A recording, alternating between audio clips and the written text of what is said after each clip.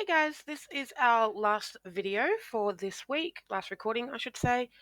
So this is week 3, lesson 3. Please make sure that you have done lesson 1 and lesson 2 before you do this one, otherwise it's not going to make as much sense. So let's start. Predictions. The first poem we're going to look at is called Circles and Squares. Ali Cobby Eckermann wrote the poem as a creative exercise while studying in Alice Springs. The poem was first published in 2010 in her debut collection, Little Bit Long Time. Activity. What do you think the poem is about just from the title? Now, we do have a little bit of background information about Ali Cobby Eckermann. We know that she was part of the stolen generation, that she was raised by people that weren't her biological parents, and she had a lot of hard times trying to deal with that, and that she found her Indigenous family and her Indigenous community later in life. Okay, so we know what circles and squares are, that they are shapes.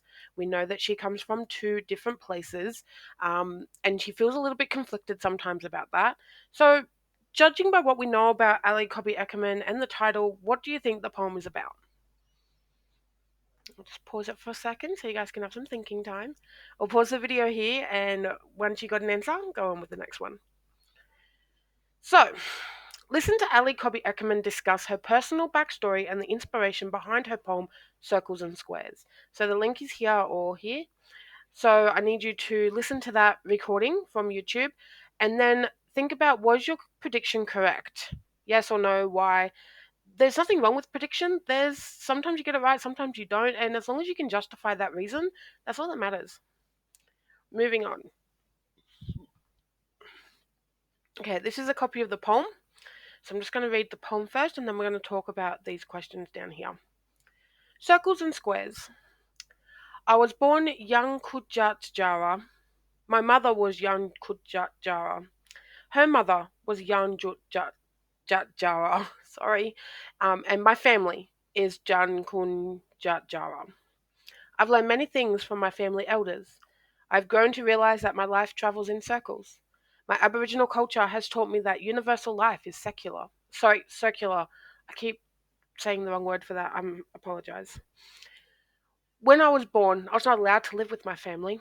I grew up in a white man's world. We lived in a square house. We picked fruits and vegetables from neatly fenced square plot. We kept animals in square paddocks. We slept and ate at a square table. We ate on square chairs. Sorry, we sat on square chairs. We slept in a square bed. I looked at myself in a square mirror, and I did not know who I was. One day I met my mother. I just knew that this meeting was part of our healing circle. Then I began to travel. I visited places that I had been before, but this time I sat down with family. We gathered closely together in big round campfires. We ate bush tucker, feasting on round ants and berries. We ate meat from animals that lived in round burrows. We slept in circles on beaches around our fires. We sat in the dirt on our land that belonged to a big round planet. We watched the moon grow to a magnificent yellow circle. That was our time. I've learnt 2 different ways now. I am thankful for this. This is part of my life circle. My life is round like a drum, ready to echo the music of my family. But the square within me still remains. The square hole stops me in my entirety. Ali Cobby Eckermann. So, first we have, what poetic techniques are being used? Give examples. So if you go back to week 2, week 2, there was a video that talked all about poetic techniques. Okay, you don't need to list them all, just a couple, that's fine. What do you notice about the stanzas? Remember, a stanza is like the paragraph. So stanzas are here. So that's 1, 2, 3, 4, so on. This line is all by itself. So it's a 1-line stanza, or just 1 line. Okay, then this one is the start of a new line, a new stanza here. So what do you also notice about the tense in the writing, and what effect does that have on the audience? Okay, think about the languages that she's using, and the way that she's putting her story forward, and how that captures the audience to go along this journey with her. And finally, what do we learn about the poet and her life? We already know a lot about her backstory. We've watched a couple of videos now about the stolen generation, about her talking about her past.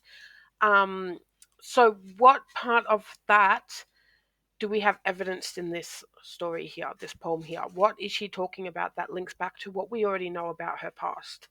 Okay, so there's quick 4 activities there. And that's it for week 3. This not drawing, art, is called Emu Feathers by Raymond Walters. And I will see all of you guys in week 4. Bye.